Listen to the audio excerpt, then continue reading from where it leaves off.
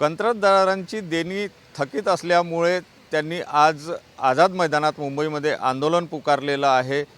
विदर्भातील सुद्धा त्यामध्ये कंत्राटदार सहभागी झालेले आहे। नागपूर जिल्हा कंत्राटदार असोसिएशनचे संचालक आपल्यासोबत आहे।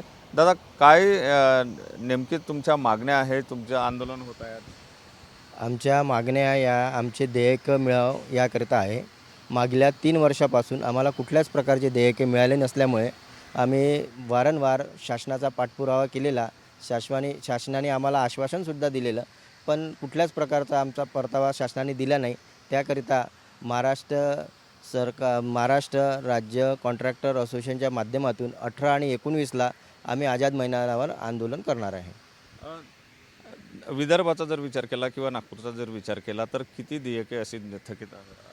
विदर्भाचा जर विचार केला तर 15,000 कोटीचे देयके आहेत आणि नागपूरचा विचार केला तर 6,000 कोटी नागपूरचे देणे आहेत। काय नेमकी शासनाकडे मागणी आहे? काय यामुळे तुम्ही काम बंद आंदोलन करणार असा काही विचार आहे? काम बंद आंदोलन म्हणण्यापेक्षा शासनाला आम्हाला वेठीस धरायचं नाही, पण शासनाला आम्हाला हेच म्हणायचं आहे की आम्ही सुद्धा समाजाचा एक घटक आहोत, तुम्ही आमचा सुद्धा विचार केलेला पाहिजे।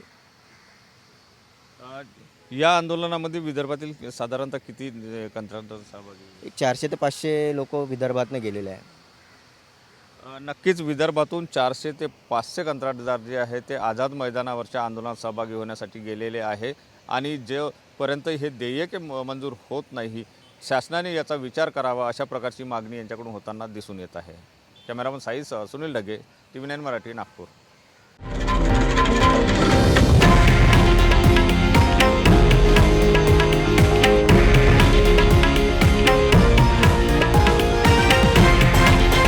हे आहे देशातील नंबर 1 न्यूज नेटवर्क आणि आपण पाहत आहात TV9 मराठी, एकमेव।